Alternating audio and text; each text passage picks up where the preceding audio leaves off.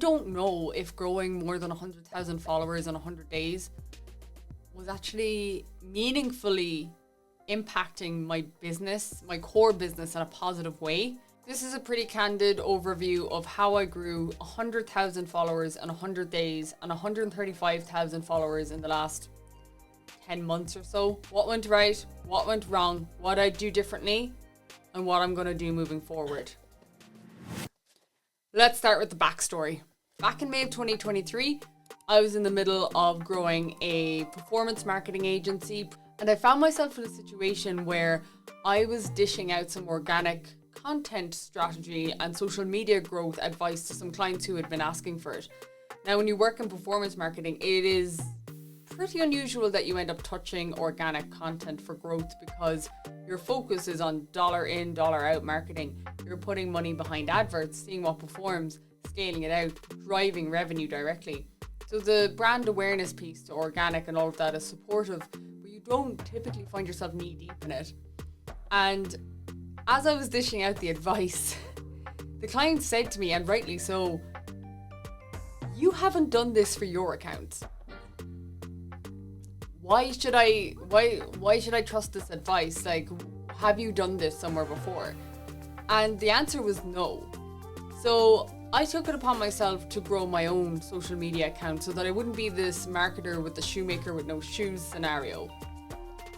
So on May 29th, 2023, I started growing my Instagram account. As I'm recording this piece of content, it's March 28, 2024. And I now have 135,000 followers more than I did the day I started on May 29th. This is everything I did. What went right, what went wrong, what I'd do differently, and what I'm going to do moving forward. The first thing I had to do way back in May was figure out what I was going to do. The big mind shift change that comes with actually growing your Instagram account comes directly from this one thing I found. Right now, if you're just getting started, you're probably spending 80% of your time consuming content and 20% of your time creating content. That has to shift. And the 20% of the time that you're consuming content needs to be in research mode, not in passive entertainment mode. So all of a sudden, you're looking at the amount of time that you have inadvertently already allocated to Instagram or whatever platform every single week by looking at your screen time. And you're just reallocating that to make it more efficient so that you can start actually growing your account and actually growing on the platform. So take that time and see what you can do with it. The next thing you're going to do is within Instagram, you're going to actually create a saved folder. And this is going to be content you're going to create. You do not need to reinvent the wheel early on because you are in learning mode. Once you start the research phase, you're actually in observation mode, a step even further back from that. And when you start creating content first, you're actually in learning mode. And then it's only after that that you become kind of teacher mode. Once you start actually being able to tell someone else, this is working really well for me, I would recommend X, Y, and Z. So observation mode is really your research mode. You are scrolling through Instagram or TikTok with the purpose of actually finding content that you would like to create yourself. And you're saving those pieces of content into a folder. The learning piece is when you're taking those pieces of content and that you know already do really well in the space, and you're taking a step back from it and saying, what would this look like if it came from me? Style change? Would the structure change? How would this video look if it was me creating that piece of content? And you try to create that piece of content. Now, the one thing that holds true when you're reverse engineering a piece of content is that you have to hold true to the structure. Typically, I found, at least with the algorithm, really fed into the structure. And the reason being is that you're actually trying to impact a few different metrics within the platform. The main and most important metric that people always overlook is actually the retention rate, which is the view rate on the videos. And you can find that here. And then typically what I've found is that likes, comments, and saves seem to have a weighting to them. Saves, shares, and comments have a higher weighting to them, or are more important to you than likes. So try to get people to take those actions instead of actually just liking it. And the structure of your video is actually going to really impact all of these metrics. So this is the structure that I found worked really well based on the reverse engineering of all the posts that I had saved on my account. So I looked at how they had formatted their video, and it was really simple. What they did first is that they opened up with a hook. So a sensationalist piece. They actually delivered what was going to be in the video up front. Don't save the best for last, just deliver the information. So let's say, for example, you can make it a little sensationalist as well. Let's say, for example, you're doing a post about Canva. Then some of my top performing videos in Canva would be, stop using Canva until you know about this hack. And then they knew that they were getting a little trick about Canva. They knew instantly what the video was going to be about, and it was sensationalist enough to get that view rate through. The next thing I would do then is point out the problem. So stop using Canva until you know about this hack. Isn't it such a pain to be able to have to manually change all the colors in your post? So do a post like that where it's like hook, problem, solution. What you'll notice I've done is that I've forced the user at least 3/4 of the way through the video, which has now really impacted my view rate. So that structure or story arc of what you're telling the user is hugely important, because that is the piece of the puzzle that is actually getting the view rate up. The next thing then is you're really looking at your save rate. Is the information valuable? The share rate, which unfortunately in Europe you can't see. You'll see here in my screenshots that's blank. We know it's important, but we have no sense of that data, which is really unfortunate. And then you're actually looking at your likes after that, but don't really focus on those. What you're really looking at are your growth metrics. Are people finding this valuable enough to save, share, or comment? There are other layers to creating retention-based videos here as well. So you'll also see that I'll layer in features like zooming in and out, sound effects when I'm moving through sections of the video, little pop noises when things pop up. Those little things actually make a massive difference to the retention of the user watching the video. I didn't start with this though. You have to, start with what you have. I started with just hook, problem, solution, call to action, and that worked really well for me. And the call to action early on especially was, make sure to save this for later. Don't forget to tag a friend who'd like this. It was very engagement driven. And then as I got bigger, so after day 45, by the way, if you're planning on actually doing this 100-day sprint, the first 30 days are going to be the most miserable of your life. Even the first 45, you are working your ass off trying to get a few posts out, at least a post every single day. And it feels like it is just going nowhere. And that is hugely painful, really, when you're looking at this early on. So, you just have to break through that barrier. I saw no real growth in my account until after day 45 to 60, and then it really started to compound over time. There hasn't been a day since May 29th that I haven't grown followers. So, I will come to this in a minute, but I'm actually looking forward to losing some followers, and we'll wrap up on that at the end of the session. But reverse engineering the structure of your videos is the most important thing that you can do. Do it to the best of your ability, and every single time you create a video and you start going back into research mode to find more content that you're going to create similar content to, then you can get 1% better at figuring out that structure. But typically this is a generic one that you can actually just use and take away to get started. Now you're also going to need a toolkit, and there's only a handful of tools that I actually ended up using every single day. Now, as a digital marketer, because my background is in marketing and I've worked in podcasting in the past, I already had great audio equipment. So over here, I have the Rode PodMic, and I use that for my audio recording. I have the Rodecaster Pro here, just mounted up here, and that is overkill for social media, to be quite frank. I also have a little clip-on DJI mic, but there's so many AI tools out there right now that will clean up your audio, like the Adobe Audio Enhancer. There's loads. If you Google any audio cleaning tool, you'd be surprised at what can be done with your camera audio right now. So I wouldn't be too worried about getting a mic up front, but if you have the equipment to hand and you're just getting started, then you definitely get away with just your phone. I am using the iPhone 15 Pro. When I got started, I was using the 13. I have since started actually using the Sony ZV-1 Mark II. Now, what you'll find is that I went from the 13 to the 15 to a professional camera. That is because you shouldn't invest in equipment up front unless you've actually gotten some traction. Getting equipment doesn't mean success. Learn from the basics and then move forward from there. So in terms of hardware, it's very simple. Tripod, phone, clean up the audio in post, and a light if you really want to. Try get yourself on a little bit of a background if need be. Find yourself a nice corner of a room or something. It doesn't need to be absolute overkill. What you're looking to do is figure out what things have traction and then layer more and more of those in. When it comes to video editing, I'm also not a videographer. I had no idea how to do this. Now, that being said, I am a paid advertiser by trade, so I knew how to create ads. I knew how to create quick videos. I knew how to do simple things in a video editing tool. I wasn't a stranger to video editing completely, but I was by no means inside an Adobe Premiere or DaVinci Resolve trying to figure out how to make the slickest video possible. Instead, I started out using a very basic tool called Wondershare Filmora, and more recently I've actually switched to CapCut. I actually wish I had started in CapCut, so that's what I'd be recommending you get started with. Primarily because the free version is more than viable and has everything that you would need to get started to create videos to the structure that I have just discussed. So I would just dive deep there. The second tool that I use religiously in terms of editing is called the Captions app.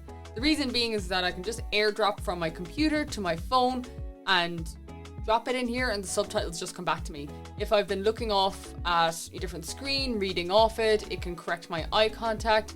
If I want to add some extra things like a few zooms and things, if I've been a bit too lazy to put things in CapCut, then the Captions app can use AI to do a lot of the heavy lifting editing for you as well. So I would highly recommend checking that out. When it comes to thumbnails, what I do is I put a prompt into Midjourney. I get an image back, I drop it into Canva, and I just add the title to it. Very simple. When it comes to the captions, I actually take the transcript out of the Captions app and copy and paste it into the mobile app for ChatGPT on my phone. And I ask it to write me, based on the script, what I should say in the caption and give me the hashtags and everything else. Hashtags aren't as important as they once were. You're more focused on the length of the caption and thinking of it like a blog or an article in terms of like search engine optimization. Instagram is starting to lean a little bit more that way, so that's in your favor. And those really are all the pieces of the puzzle until you want to start doubling down on your growth. And that's where ManyChat comes in. So ManyChat is a tool that allows you to really expedite your growth through these different automation flows. So this is really interesting. ManyChat allows you to essentially drop a ton of value to your users. You can see here that I've asked everyone to comment the word guide if they want the link to the more valuable resource. Inside ManyChat, what I've done is set up an automation so that every time someone comments the word guide, they get the link to the guide in their DMs. It sends the message from my account automatically. And then what I started doing was saying, oh, and if you'd like to sign up for my newsletter, here's a link to that. I started doing that around November, and I've grown my newsletter to 5,000 users during that time. I wish I had done this sooner. More than 100,000 messages had gone out from my account before I added in the newsletter and caught that maybe I should have a little upsell in there. I had more than 10 million in reach before I ever even opened up ManyChat and set it up. So this is something that I would go back and look at from the get-go. The other main benefit of ManyChat is that you're driving up another valuable metric, which is your comments. This really allowed me to double down on growth. So after creating more than 250 videos, did it have an impact on my business? The short answer is yes, the long answer is no. When it came to finding high value clients, running a performance marketing agency, you want to have clients within the 4-figure to 5-figure range per month. Hundreds of them are just not going to magically appear out of nowhere just by growing 100,000 followers on Instagram. A handful will come through at that price point in particular. I did lots of cheaper things along the way, launched a course, and that sold out within 24 hours, so that was far more fruitful.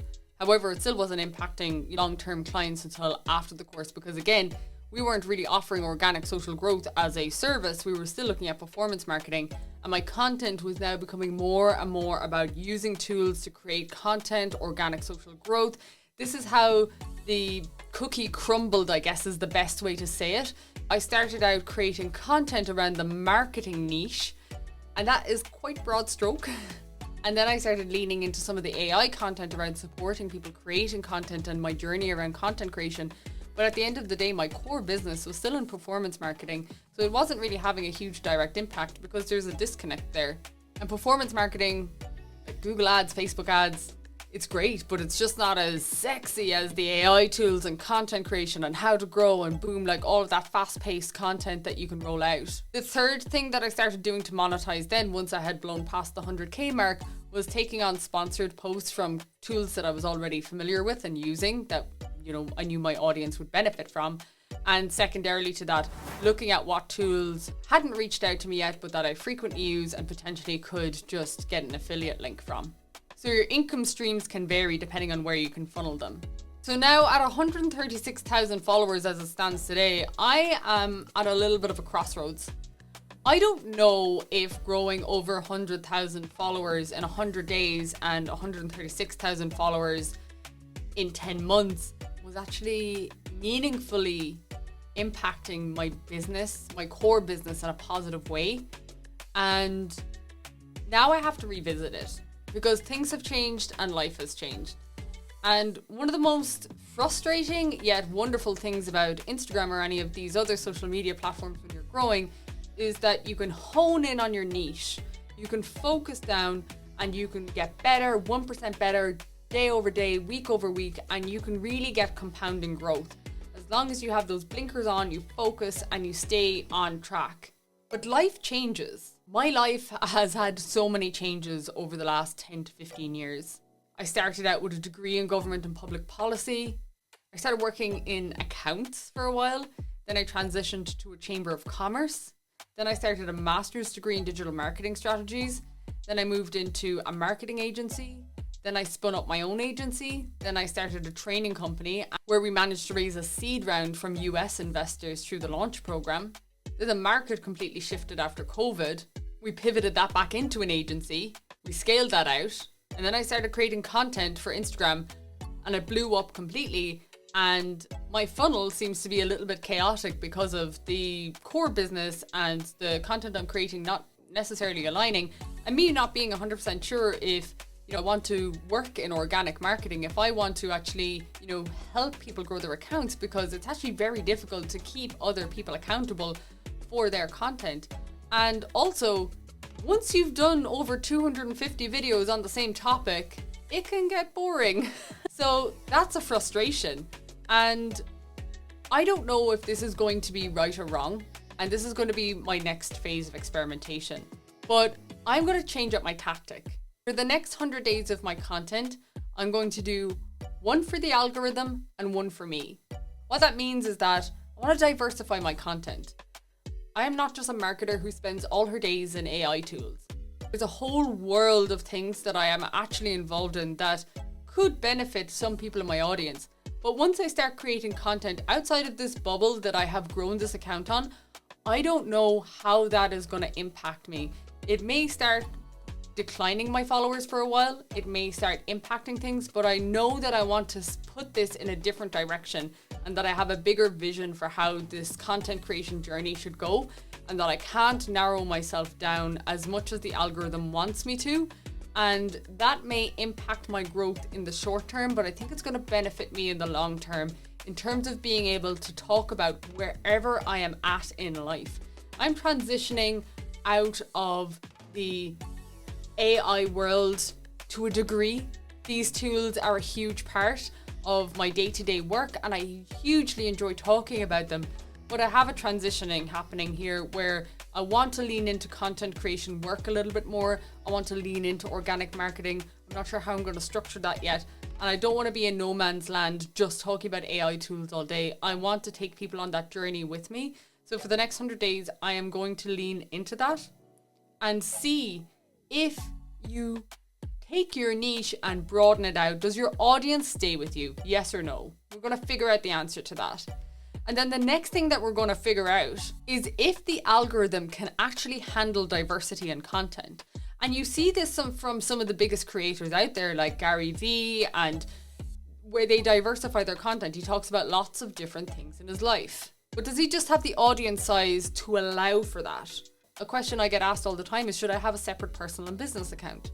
The answer right now is that I am not sure. I think there needs to be an overarching style or theme or structure to what you're doing and why. Does that mean you necessarily need to be just one thing? I don't know, but we're going to find out. So stick around for the next 100 days and we will see where this goes. But for now, I hope you can take away all of the tips in this video so that you can actually just get started on your content creation journey. Be conscious of your bigger picture as you grow, where you want to be, your bigger life goals, what might change in your life. There's so many things you can't control and so many things you can. And one thing that you can is actually just getting started today. Like me, you can start to pivot afterwards. You can always start changing tactic. You can always start going down a different road, but you're never going anywhere if you just don't get started and post that content. See you next week.